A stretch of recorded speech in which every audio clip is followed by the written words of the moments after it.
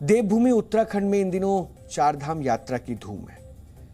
12 ज्योतिर्लिंगों में से एक केदारनाथ के पट खुले हुए हैं और करीब 2 महीनों का वक्त बीत चुका है और प्रतिदिन सैकड़ों हजारों की संख्या में श्रद्धालु केदारनाथ और बद्रीनाथ के दर्शन के लिए पहुंच रहे हैं। लेकिन श्रद्धालुओं और सैलानियों के बीच, इस भीड़ के बीच जोशीमठ वीरान है।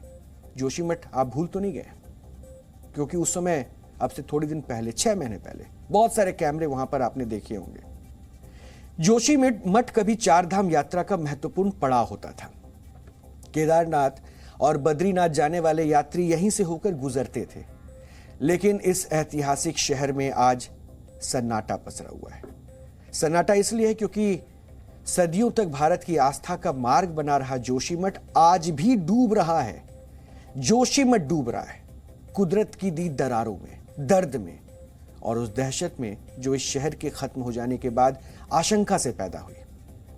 करीब 6 महीने पहले जब जोशीमठ की दरारें नेशनल और इंटरनेशनल मीडिया की सुर्खियों में थी, उस वक्त सरकार और सिस्टम भी काफी सक्रिय नजर आ रहा था। लेकिन जैसे ही कैमरे लौटे, सिस्टम भी अपने दफ्तरों में लौट गया। जोशीमठ के पीड़ितों को वायदों और मुआवजे का मरहम भी लगाया गया। लेकिन आज जब 6 महीनों से भी ज्यादा का वक्त बीत चुका है, ना तो जोशीमठ पीड़ितों के जख्म भरे हैं और ना ही उनके घरों की दरारें। उल्टा ये दरारें और गहरी होती जा रही है। यानी सिस्टम भले ही जोशीमठ में ऑल इज गुड का मैसेज दे रहा हो, लेकिन जमीनी तस्वीर सरकारी वर्जन से काफी अलग है। और इसी जमीनी हकीकत को समझने के लिए आज जी न्यूज 6 महीने बाद एक बार फिर जोशीमठ पहुंचा। वहां जो कुछ भी देखा उस पर एक ग्राउंड रिपोर्ट भी हमने तैयार की और आज आपको भी हमारी ये ग्राउंड रिपोर्ट जरूर देखनी चाहिए, क्योंकि इस वक्त जब कैमरे उस जगह को भूल चुके हैं, जोशीमठ को भूल चुके हैं, तो हम वो पड़ताल करना चाहते थे कि सच क्या है, उनके दर्द को कितना ज्यादा मरहम लगाने की कोशिश की गई। इसलिए इस ग्राउंड रिपोर्ट को देखिए।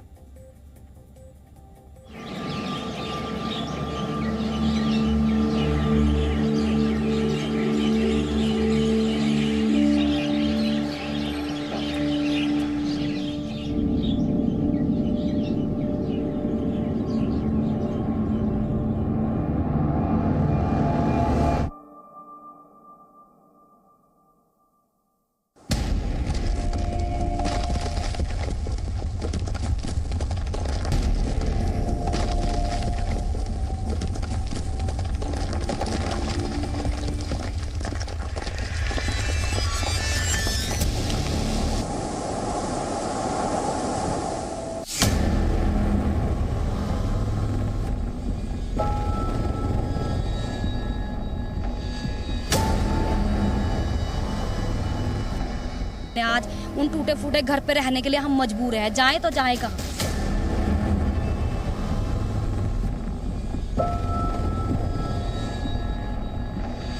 यहाँ पर हमारे जो विधायक जी है वो तो लापता है। उनका तो हमने दर्शन ही नहीं देखा कि वो क्या है। बाकी क्या होना, मुख्यमंत्री जी एक दफे आए, हेलीकॉप्टर में आए, देखे दाखिल चल दिए, बस हो गया।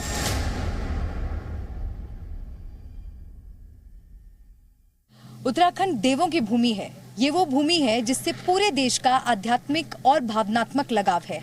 लेकिन इस साल की शुरुआत में जब यहाँ एक पौराणिक शहर खंड खंड होना शुरू हुआ तो पूरा उत्तराखंड कांप उठा। देश प्रश्न हो गया, सरकार के सामने भी बड़ी चुनौती और अपने आशियाने को आंखों के सामने टूटता देख लोग बिखर गए। कुछ महीनों के बाद आज हम उसी जोशीमठ में पहुंचे हैं।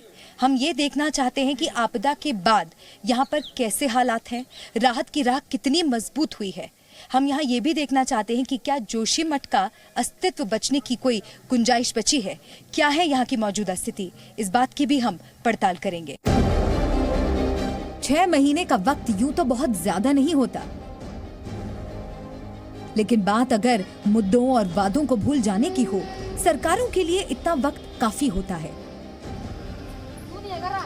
जी मीडिया की टीम 6 महीने बाद जब एक बार फिर जोशीमठ पहुंची तो टूटी सड़कों और दर के मकानों की कतारों के बीच गुजरते हुए एहसास हुआ कि दरारें सिर्फ दरों दीवार पर नहीं है,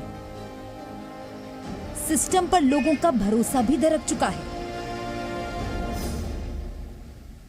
लोगों के घरों में क्रैक्स आए थे, लाल निशान लगाए गए थे, जिन्हें कहा गया कि आप अपने घर में ना रहिए, ये सुरक्षित नहीं है। हम देख रहे हैं कि वो लोग भी वहाँ रहने को मजबूर है। तो जो विकल्प के तौर पर घर बनाए गए थे, क्या वो मिले नहीं, आवंटन ठीक से नहीं हुआ, क्या समस्या आ रही है वहाँ? फिर ऐसा है कि उल्टा साइट है, वहाँ लोग जाना नहीं चाहते। वहाँ गांव वाले भी इतराज़ कर रहे हैं।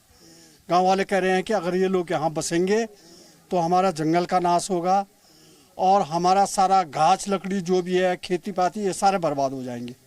इसलिए हम नहीं चाहते हैं कि लोग यहाँ आए। अब हमारे तो एक एक ही घर है, कहाँ जाए हम? डर नहीं लगता आपको?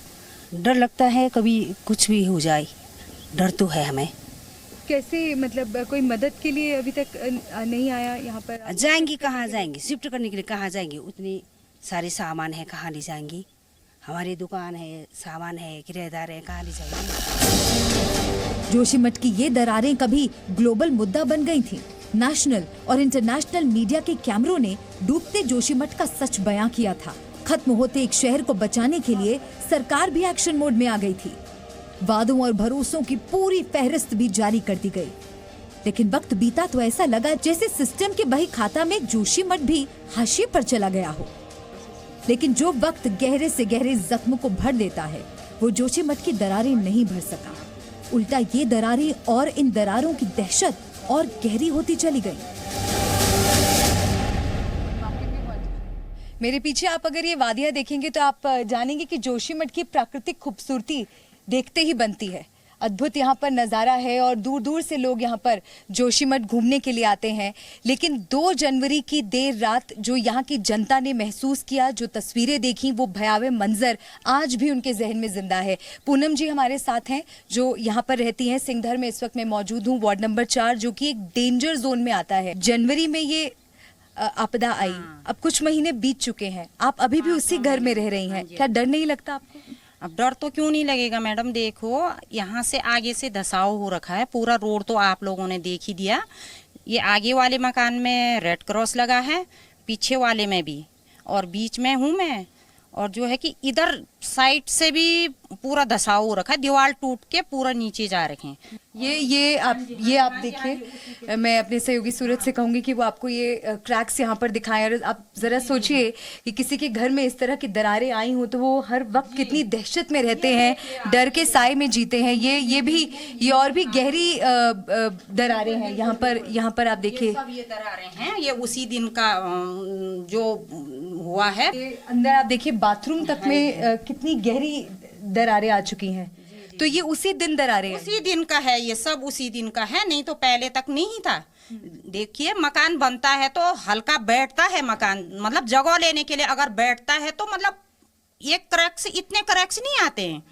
लेकिन ये उसी दिन जो है कि बरसात नहीं था, कुछ नहीं था, बिना बरसात का जो है कि यहाँ पूरा धसाव हो गया। दरारों ने लक्ष्मी के मकान को भी चपेट में ले लिया है।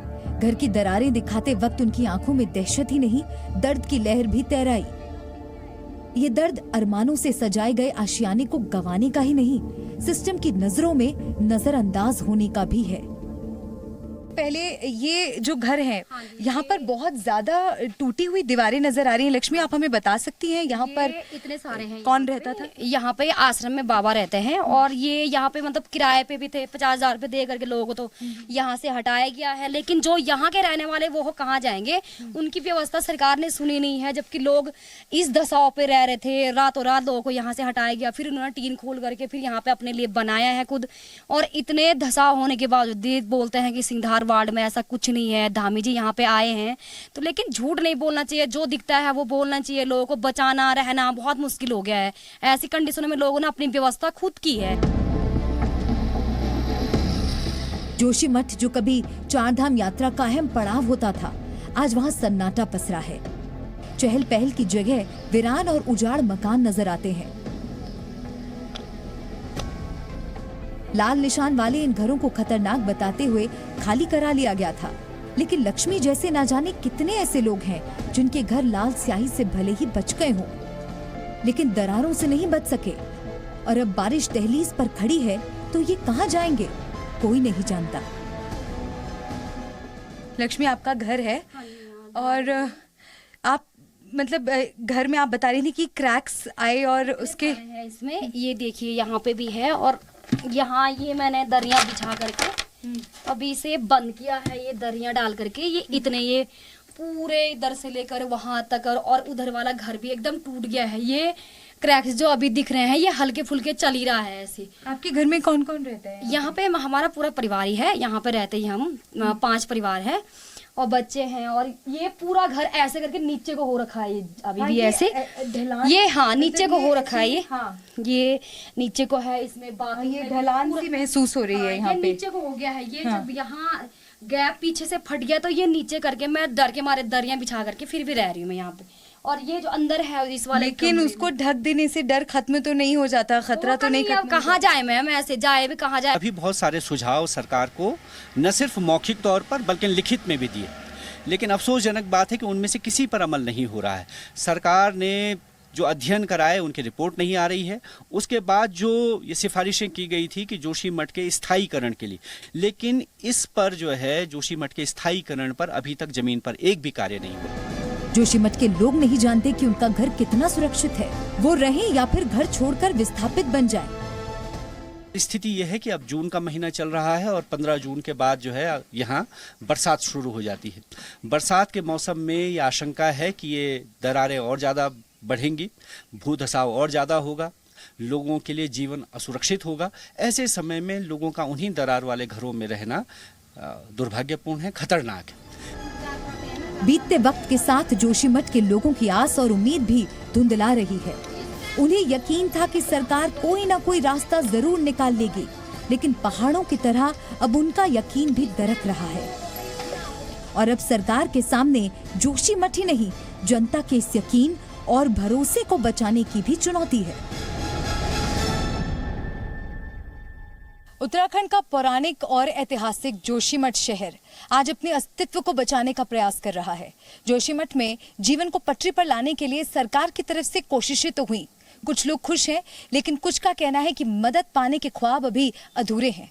पूरे शहर का किसी त्रासदी से सामना होना सरकार के लिए एक बड़ी चुनौती है। हालात को संभालने की कोशिश हो रही है, लेकिन कई ऐसे सवाल हैं जिसको साधना जरूरी है और इन सवालों के बीच सरकार और आम लोग उलझे हुए हैं। कैमरा पर्सन सूरज के साथ मैं मलिका मल्होत्रा, जोशीमठ, सी न्यूज। 6 महीने बाद यहाँ की तस्वीर दिखाकर सरकार को इसके लिए फिर से अलर्ट करना बहुत जरूरी था। इसलिए ये जरूरी हो गया था कि ये तस्वीर एक बार फिर से सबके सामने आए। सी न्यूज।